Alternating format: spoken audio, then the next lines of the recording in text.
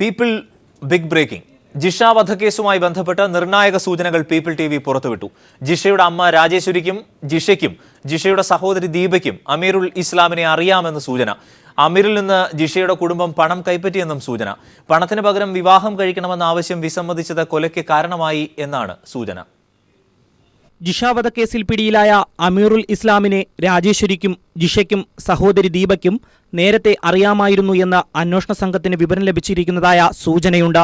അമീറുലിൽ നിന്നും ജിഷയുടെ കുടുംബം നേരത്തെ പണം കൈപ്പറ്റിയിരുന്നതായും തുടർന്നുള്ള പരിചയമാണ് അമീറുലിനെ ജിഷയുടെ കുടുംബത്തെ കൂടുതൽ പരിചയപ്പെടാൻ സഹായിച്ചതെന്നുമാണ് പുതിയ വിവരങ്ങൾ. എന്നാൽ പണം തിരികെ നൽകാതായപ്പോൾ അമീറുൽ ജിഷയെ തനിക്ക് വിവാഹം കഴിച്ചു തരണമെന്ന് ആവശ്യപ്പെട്ടിരുന്നു. ഈ ആവശ്യം ജിഷ നിരസിച്ചിരുന്നതായാണ് പോലീസിന് വിവരം ലഭിക്കുന്നത്. കൊലപാതക ദിവസം രാവിലെ 11:30 അമീറുൽ ജിഷയുടെ വീട്ടിൽ നിന്നും ഇറങ്ങിപ്പോകുന്നത് കണ്ട സാക്ഷിയുണ്ടെന്നും ഇയാൾ അമീറുലിനെ തിരിച്ചറിഞ്ഞതായുമാണ് സൂചനകൾ. നാളെ നടക്കാനിരിക്കുന്ന തിരിച്ചറിയൽ പരേഡിൽ പങ്കെടുക്കുവാൻ മറ്റ് സാക്ഷികൾ വിമുഖത കാണിക്കുന്നതായും വിവരങ്ങൾ ലഭിക്കുന്നുണ്ട്. ജിഷയുടെ വീടിന് സമീപത്തെ കുളിക്കടവിൽ വെച്ച് അമീറുലിനെ ഒരു സ്ത്രീ അടിച്ചതായി അന്വേഷണ സംഘത്തിന് ലഭിച്ച വിവരമനുസരിച്ച് ആ സ്ത്രീ ജിഷയുടെ അമ്മ രാജേശ്വരിയാണെന്നും അമീറുലിന് നൽകാനുള്ള പണത്തെ ചൊല്ലിയുണ്ടായ തർക്കമാണ് അടിയിലേക്ക് കലാശിച്ചതെന്നും വിവരം ലഭിക്കുന്നുണ്ട്. എന്നാൽ ഈ വിവരം നേരത്തെ തന്നെ അന്വേഷണ സംഘത്തോട് വെളിപ്പെടുത്തിയിരുന്നു എന്നതാണ് ലഭിക്കുന്ന പുതിയ വിവരങ്ങൾ. News desk. അമീറുൽ ഇസ്ലാമിന്റെ സുഹൃത്തിനെ അസമിൽ നിന്ന് പോലീസ് കണ്ടെത്തി. പോലീസ് ഇയാളെ ഉടൻ ചോദ്യം ചെയ്യും. ആവശ്യമെങ്കിൽ ഇയാളെ കേരളത്തിലെത്തിക്കും. അതേസമയം അമീറുൽ ഇസ്ലാമിന്റെ തിരിച്ചറിയൽ പരേഡ് നാളെ നടക്കും. തെളിവെടുപ്പിനായി പ്രതിയെ പോലീസ് കസ്റ്റഡിയിൽ വാങ്ങും. വിവരങ്ങളുമായി കെ ഉമേഷ് ഞങ്ങളുടെ പ്രതിനിധി കൊച്ചിയിൽ നിന്ന് ചേരുന്നു. ഉമേഷ്, അസമിലെ ഇയാളുടെ ബർദ ഗ്രാമത്തിലെത്തിയ അന്വേഷണ സംഘത്തിൽ നിന്ന് നിലവിൽ കൂടുതൽ എന്തെങ്കിലും വിവരങ്ങൾ ലഭിക്കുന്നുണ്ടോ? മറ്റൊന്ന്, നാളെയാണ് തിരിച്ചറിയൽ പരേഡ്. അതിനുള്ള നടപടിക്രമങ്ങൾ പൂർത്തിയായോ? അരുൺ, ജിഷയുടെ കൊലപാതകത്തിന് തലേനാൾ വരെ സുഹൃത്ത് ഒപ്പമുണ്ടായിരുന്നതായും ഇയാൾക്ക് കൊലപാതകം സംബന്ധിച്ച് വിവരങ്ങൾ അറിയാമായിരിക്കുമെന്നുമുള്ള നിഗമനത്തിലാണ് സുഹൃത്തിനെ കണ്ടെത്താനായി ഒരു സംഘം ആസാമിലേക്ക് തിരിച്ചത്. ഷാഡോ SI വി ഗോപകുമാറിന്റെ നേതൃത്വത്തിലുള്ള സംഘം സുഹൃത്തിനെ ആസാമിൽ കണ്ടെത്തിയതായാണ് വിവരം. ഇയാളെ പോലീസ് വിശദമായി ചോദ്യം ചെയ്തു വരികയാണ്. ഇയാളിൽ നിന്ന് നിർണായക വിവരങ്ങൾ ലഭിച്ചാൽ ആവശ്യമെങ്കിൽ കേരളത്തിലേക്ക് കൊണ്ടുവരാനും പോലീസ് തീരുമാനിച്ചിട്ടുണ്ട്. ആസാമിലുള്ള അമീറുലിന്റെ മറ്റു സുഹൃത്തുക്കളിൽ നിന്നും ബന്ധുക്കളിൽ നിന്നും പോലീസ് മൊഴിയെടുക്കും. പെരുമ്പാവൂർ വൈദ്യശാലപ്പടിയിലെ പ്രതിയുടെ താമസ സ്ഥലത്തു നിന്നും കണ്ടെടുത്ത കത്തിയല്ല കൊലയ്ക്ക് ഉപയോഗിച്ചതെന്ന് ഫോറൻസിക് വിദഗ്ധരും അതേസമയം കണ്ടെത്തിയിട്ടുണ്ട്. കണ്ടെടുത്ത കത്തിയിൽ രക്തക്കറ കണ്ടെത്താനായിട്ടില്ല.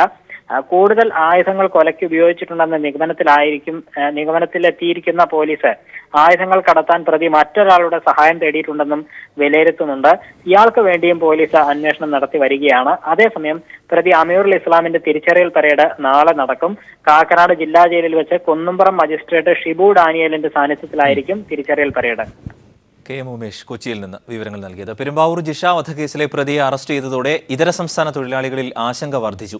അടിക്കടി ഉണ്ടാകുന്ന ഇത്തരം സംഭവങ്ങൾ തങ്ങളുടെ തൊഴിൽ നഷ്ടപ്പെടുത്തുമെന്ന ആശങ്കയിലാണ് തൊഴിലാളികൾ. കേരളത്തിൽ ഏറ്റവും അധികം അന്യസംസ്ഥാന തൊഴിലാളികൾ താമസിക്കുന്നത് പെരുമ്പാവൂരിലാണ്. ജിഷ വധക്കേസിലൂടെ വീണ്ടും ഒരു അന്യസംസ്ഥാന തൊഴിലാളി പ്രതിയായതോടെ ജീവിതമാർഗം തേടിയെത്തിയ ആയിരക്കണക്കിന് വരുന്ന തൊഴിലാളികളുടെ ഭാവിയാണ് ഇപ്പോൾ ആശങ്കയിലായിരിക്കുന്നത്. बहुत मुश्किल है कम करने के लिए. ऐसे करेगा तो ഇവിടുത്തെ ആൾക്കാർ ശരിയില്ല. അതെ, ഭായമാരി പിന്നെ ആസാംകാർ അവർ ശരിയില്ല. അതൊക്കെ ഉറപ്പും. പെരുമ്പാവൂരിലെ കണ്ടന്തറ എന്ന പ്രദേശം പൂർണ്ണമായും ഇതര സംസ്ഥാന തൊഴിലാളികളുടെ കയ്യിലാണ്. ഇവരുടെ തന്നെ കടകളും മറ്റുമാണ് ഇവിടെ പ്രവർത്തിച്ചു വരുന്നത്. ഓരോ ദിവസവും മുറികളിൽ ആളുകളുടെ എണ്ണം കൂടിയും കുറഞ്ഞും ഇരിക്കും. ആയതിനാൽ കെട്ടിട ഉടമകൾ പുലർച്ചെയോടെ എത്തി തലയെണ്ണിയാണ് വാടക ഈടാക്കുക. ഒരാളുടെ കയ്യിൽ നിന്നും 30 രൂപ മുതൽ 50 രൂപ വരെയാണ് ഒരു ദിവസത്തെ വാടക. പ്രതിദിനം 800 രൂപ മുതൽ 2000 രൂപ വരെ വേതനം ലഭിക്കുന്ന ഈ തൊഴിലാളികളുടെ ജീവിത ചെലവാകട്ടെ 2000 രൂപയിൽ താഴെ മാത്രം. ബാക്കി പണം ഇടയ്ക്കിടെ വന്നു പോകുന്ന സുഹൃത്തുക്കൾ വഴി നാട്ടിലെത്തിക്കും. തൊഴിലാളികൾക്കിടയിൽ അക്രമവാസനകൾ കൂടി വരുന്നതുമൂലം തങ്ങളുടെ തൊഴിൽ നഷ്ടപ്പെടുമെന്ന ആശങ്കയിലാണ് ഈ തൊഴിലാളികൾ ഇപ്പോൾ. ജിഷ വധക്കേസുമായി ബന്ധപ്പെട്ട് അന്യസംസ്ഥാന തൊഴിലാളി പിടിയിലായതോടെ ജീവിതമാർഗം തേടി ഇവിടെ എത്തിയ നൂറുകണക്കിന് വരുന്ന അന്യസംസ്ഥാന തൊഴിലാളികളുടെ ജീവിതമാണ് ഇപ്പോൾ ആശങ്കയിലായിരിക്കുന്നത്. ക്യാമറാമാൻ ഇല്യാസിനൊപ്പം ഷാജഹാൻ. അതിരപ്പള്ളി അടക്കമുള്ള പദ്ധതികൾ ജനാഭിപ്രായം മാനിച്ച് നടപ്പാക്കുമെന്ന് വൈദ്യുതി മന്ത്രി കടകംപള്ളി സുരേന്ദ്രൻ. വൈദ്യുതി പുറത്തുനിന്ന് വാങ്ങി ജനങ്ങളുടെ മേൽ അധിക ഭാരം അടിച്ചേൽപ്പിക്കില്ല. ഗുരുവായൂർ ഉൾപ്പെടെയുള്ള ദേവസ്വം ബോർഡുകളിൽ അഴിമതിയാണെന്നും അദ്ദേഹം പറഞ്ഞു. ഗവൺമെൻറ്റിനെ സംബന്ധിച്ചിടത്തോളം ഗവൺമെൻറ് ജനങ്ങൾ ആണ് ഞങ്ങളുടെ യജമാനന്മാരെന്ന് വിശ്വസിക്കുന്നത്. അല്ലെങ്കിൽ ഞങ്ങളുടെ ജനാധിപത്യത്തിൽ ജനങ്ങളാണ് രാജാക്കന്മാർ. അവരുടെ വിനീത വിശ്വസ്ത വിധേയ ദാസന്മാരാണ് മന്ത്രിമാർ. ജനാഭിപ്രായത്തിനപ്പുറം അതെ ജനാഭിപ്രായത്തിനപ്പുറം ഒരു അഭിപ്രായവും ഞങ്ങൾക്കില്ല എന്ന് ദയവ് ചെയ്ത് മനസ്സിലാക്കുക.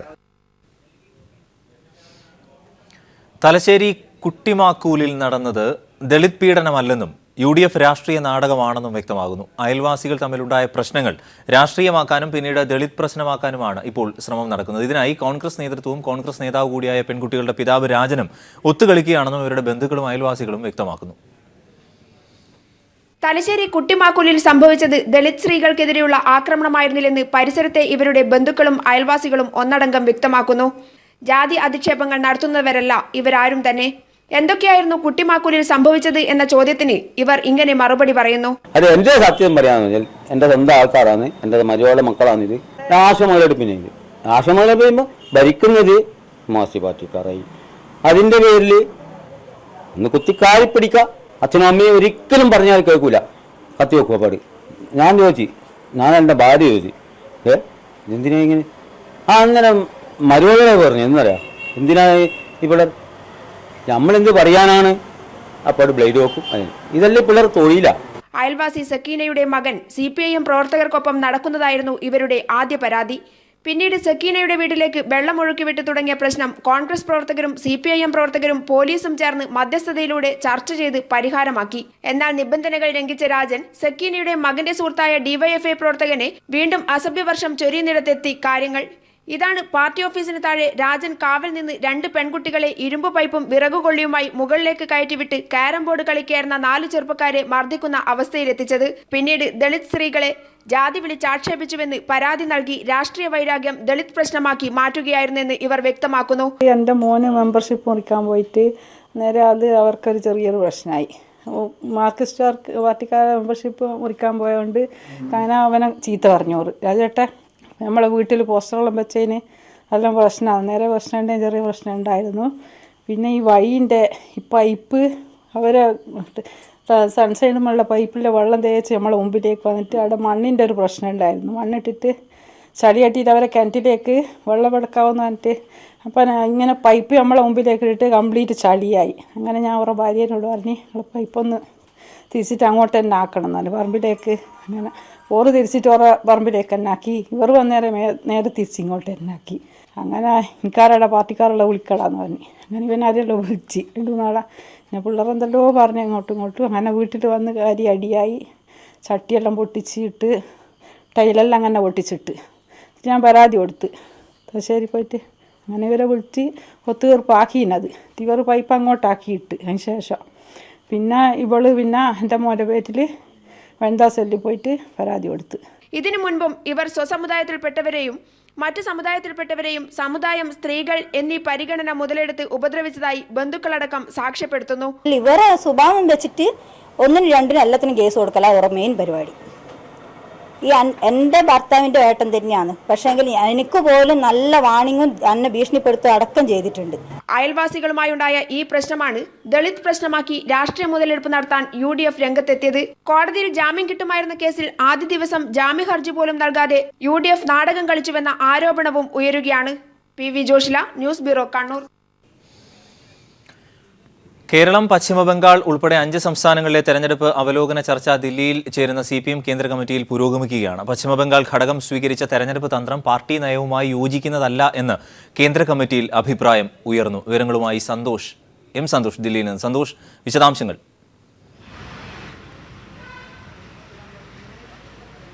അരുൺ, കേരളം, പശ്ചിമബംഗാൾ ഉൾപ്പെടെ 5 സംസ്ഥാനങ്ങളിൽ നടന്ന നിയമസഭാ തെരഞ്ഞെടുപ്പിനെ സംബന്ധിച്ച അവലോകന ചർച്ചയാണ് കേന്ദ്ര കമ്മിറ്റി യോഗത്തിൽ പുരോഗമിക്കുന്നത്. ഇതിൽ തന്നെ സംസ്ഥാനങ്ങളുടെ നിയമസഭാ തിരഞ്ഞെടുപ്പുകൾ വിലയിരുത്തിക്കൊണ്ട് പോളിറ്റ് ബ്യൂറോ തയ്യാറാക്കിയ റിപ്പോർട്ടും അതോടൊപ്പം സംസ്ഥാന കമ്മിറ്റികൾ തയ്യാറാക്കിയ റിപ്പോർട്ടും കേന്ദ്ര കമ്മിറ്റി അംഗങ്ങൾക്ക് നൽകിയിട്ടുണ്ട്. ഇതിൻ്റെ അടിസ്ഥാനത്തിലുള്ള ചർച്ചകളാണ് പുരോഗമിക്കുന്നത്. ഈ ചർച്ച തുടരവേ പശ്ചിമബംഗാൾ നിയമസഭാ തെരഞ്ഞെടുപ്പ് സംബന്ധിച്ച ചർച്ച തുടരവേ പശ്ചിമബംഗാൾ പാർട്ടി ഘടകം സ്വീകരിച്ച തിരഞ്ഞെടുപ്പ് തന്ത്രം പാർട്ടി നയവുമായി യോജിക്കാത്തതാണ് എന്നുള്ള അഭിപ്രായം കേന്ദ്ര കമ്മിറ്റിയിൽ ഉയർന്നു വന്നിട്ടുണ്ട്. ഈ ചർച്ചകൾ പൂർത്തിയായതിനു ശേഷം പോളിറ്റ് ബ്യൂറോ യോഗം ചേർന്ന് ചർച്ചകളിൽ ഉയർന്നു വന്ന അഭിപ്രായങ്ങളും വിമർശനങ്ങളും എല്ലാം തന്നെ പരിശോധിക്കും. നേരത്തെ തന്നെ പോളിറ്റ് ബ്യൂറോ പ്രാഥമികമായി കേരളത്തിൽ പാർട്ടിക്ക് മികച്ച നേട്ടമുണ്ടാക്കാനായി എന്നുള്ള വിലയിരുത്തലുണ്ടായിരുന്നു. അത്തരത്തിലുള്ള ചർച്ചകൾ കേന്ദ്ര കമ്മിറ്റിയിലും പുരോഗമിക്കുകയാണ്. ഏതായാലും ഈ ചർച്ചകൾ പൂർത്തീകരിച്ചതിന് ശേഷം, തിരഞ്ഞെടുപ്പ് ചർച്ചകൾ പൂർത്തീകരിച്ചതിന് ശേഷം പാർട്ടി പ്ലീന തീരുമാനങ്ങൾ സമയബന്ധിതമായി നടപ്പാക്കുന്നതിനാവശ്യമായ ചർച്ചകളായിരിക്കും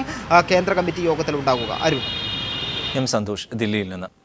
കണ്ണൂരിൽ ജയിലിൽ അടയ്ക്കപ്പെട്ട ദളിത് യുവതികളിൽ ഒരാൾ ആത്മഹത്യയ്ക്ക് ശ്രമിച്ചതിന്റെ ഉത്തരവാദിത്വം പോലീസിനാണെന്ന് KPCC അധ്യക്ഷൻ VM സുധീരൻ.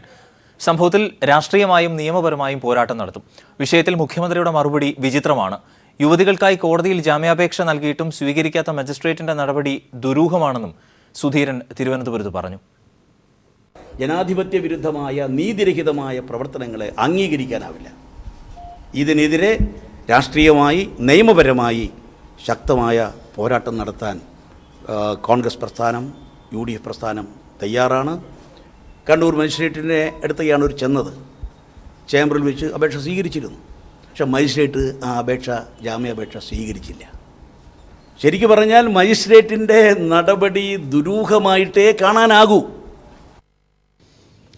ചരിത്ര പ്രസിദ്ധമായ ചമ്പക്കുളം മൂലം വള്ളംകളി നാളെ നടക്കും. ഉച്ചയ്ക്ക് 2 മണിക്ക് പമ്പയാറ്റിലാണ് മത്സരം നടക്കുക. ഈ വള്ളംകളിയോടെ ആണ് കേരളത്തിലെ ജലോത്സവങ്ങൾക്ക് തുടക്കമാവുക. ചെറുതും വലുതുമായ 20-ലധികം വരുന്ന വള്ളംകളികൾക്ക് തുടക്കം കുറിച്ചുകൊണ്ടാണ് ചമ്പക്കുളം മൂലം വള്ളംകളി നടക്കുന്നത്. ചരിത്രത്തിന്റെ ഭാഗമായിട്ടാണ് രാജപ്രമുഖൻ ട്രോഫിക്കായുള്ള ചമ്പക്കുളം വള്ളംകളി നടന്നുവരുന്നത്. എന്നാൽ ഓഗസ്റ്റ് 2 ശനിയാഴ്ച നടക്കുന്ന നെഹ്റു ട്രോഫി ജലമേളയാണ് കായിക ലോകത്തിന്റെ ആകെ ശ്രദ്ധ പിടിച്ചുപറ്റിയിട്ടുള്ളത്. ചെറുതും വലുതുമായ 60-ലധികം വള്ളങ്ങളാണ് നെഹ്റു ട്രോഫി ജലമേളയിൽ മാറ്റിരയ്ക്കുന്നത്. കഴിഞ്ഞ തവണ 22 ചുണ്ടൻ വള്ളങ്ങളാണ് നെഹ്റു ട്രോഫി ജലമേളയിൽ പങ്കെടുത്തത്. ഇത്തവണ കൂടുതൽ മികവോടെ മത്സരം സംഘടിപ്പിക്കുന്നതിനുള്ള ഒരുക്കങ്ങൾ തുടങ്ങിക്കഴിഞ്ഞു. വിദേശ രാജ്യങ്ങളിൽ നിന്നുള്ള വിനോദസഞ്ചാരികളെ ആകർഷിക്കുന്നതിന് ടൂറിസം വകുപ്പും ശ്രമം തുടങ്ങി. 6 ചുണ്ടൻ വള്ളങ്ങൾ ഉൾപ്പെടെ 16 വള്ളങ്ങളാണ് ഇത്തവണ ചമ്പക്കുളം മൂലം വള്ളംകളിയിൽ പങ്കെടുക്കുന്നത്. അമ്പലപ്പുഴ ക്ഷേത്രത്തിലെ വിഗ്രഹവുമായി ബന്ധപ്പെട്ട ആചാരത്തിന്റെ ഭാഗമായിട്ട് തുടങ്ങിയ വള്ളംകളി ഇപ്പോൾ ആചാരത്തോടൊപ്പം മത്സര വള്ളംകളിയായി കൂടി മാറിയിരിക്കുകയാണ്. 20-ന് ഉച്ചയ്ക്ക് 2 മണിയോടെയാണ് മത്സരങ്ങൾ ചമ്പക്കുളത്താറ്റിൽ നടക്കുന്നത്. Shajahan, news bureau, Alappuzha.